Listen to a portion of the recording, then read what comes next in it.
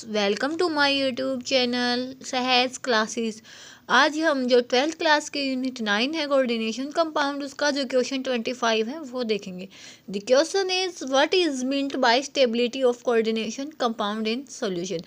कि कोई भी कोऑर्डिनेशन कंपाउंड हम जब लेते हैं उसकी स्टेबिलिटी कैसे बता सकते हैं। State the factors which govern the stability of complex.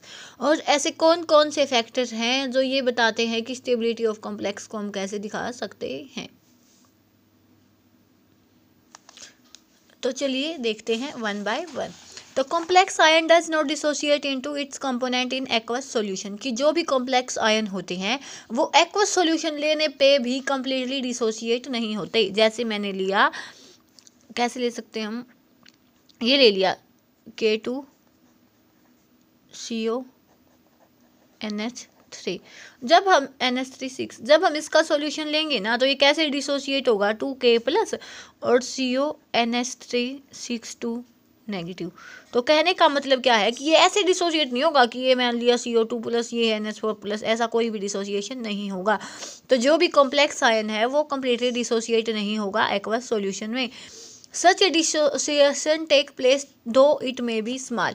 लेकिन जब हो भी गा तो कितना होगा, बिल्कुल स्मॉल अमाउंट में होगा, जिसको हम नेग्लिजिबल बोल सकते हैं। The extent of dissociation and thermodynamic stability of complex depend upon strength of metal ligand bond.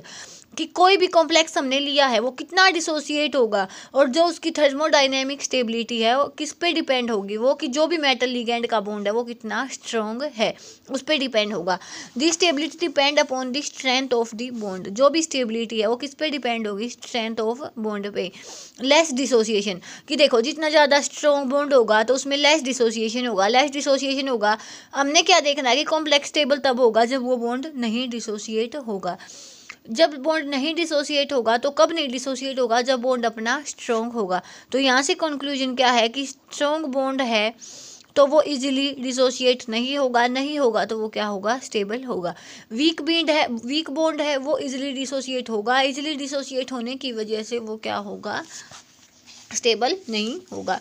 तो जैसे हम ये लिखते हैं, ये दो इसको हम कैसे दिखा सकते हैं, दो टाइप से दिखा सकते हैं। एक तो क्या, स्टेप वाइज कांस्टेंट और एक ओवरऑल स्टेबिलिटी कांस्टेंट।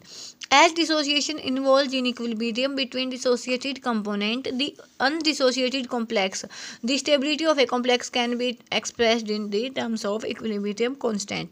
कि जो भी ये कॉम्प्लेक्स का डिसोसिएशन होगा इसकी जो हम स्टेबिलिटी है वो कैसे दिखा सकते हैं, इक्विलिब्रियम कांस्टेंट की टर्म में दिखा सकते हैं।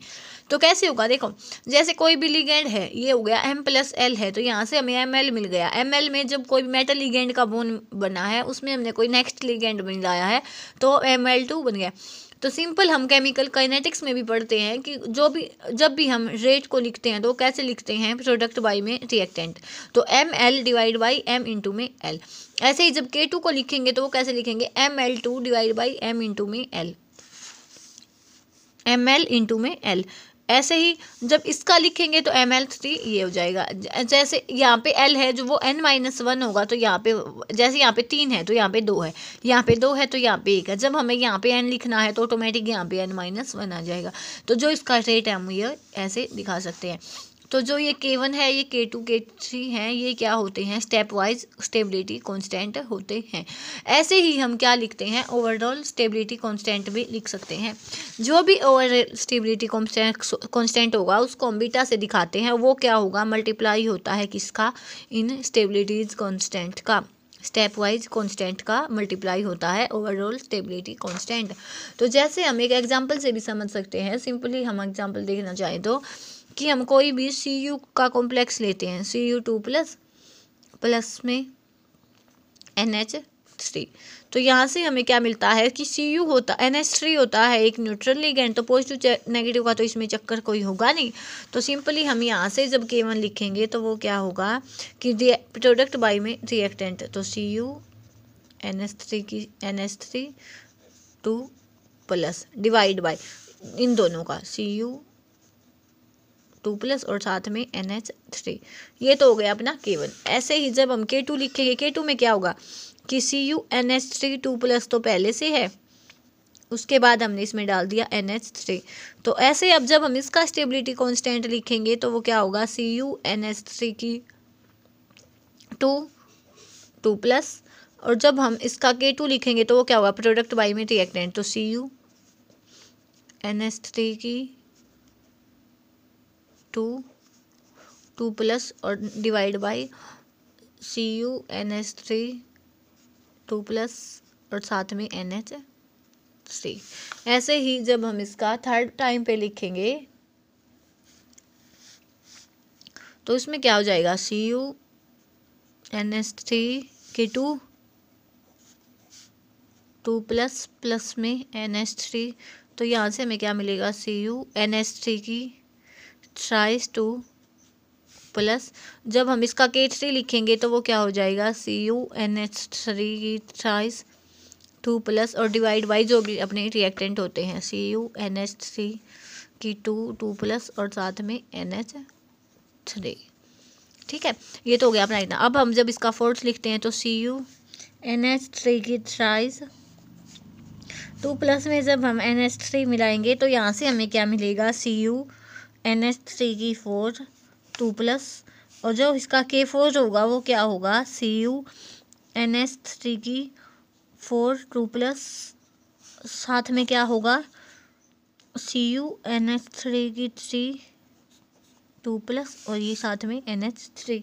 ये तो हो गया अपना इतना। एक तो ये बात है कि हम इसको ऐसे लिखें, एक हम लिखते हैं इसको ओवरऑल स्टेबिलिटी कांस्टेंट की। मान लिया हमने Cu2 प्लस है, उसमें साथ में हमने क्या मिला दिया, 4NH3, और इससे हमें क्या मिला, CuNH3 की 2 प्लस।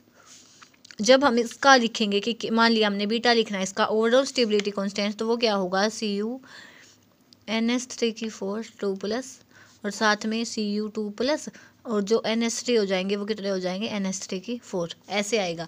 तो अब हमें देखना है कि इनकी मल्टीप्लाई से K1 K2 किसी क्या हमें बीटा मिलता है, K1 multiply K2 multiply K3 multiply K4। तो जब हम यहाँ से इनकी मल्टीप्लाई करेंगे तो क्या होगा, सिंपली K1 कितना है अपना, CuNH3 2 प्लस, और यहाँ से हमें Cu2 प्लस और NH3। जब हम नेक्स्ट में लेते हैं तो वो क्या होगा, CuNH3 की 2 प्लस और साथ में यहाँ CuNH3 2 प्लस और साथ में NH3।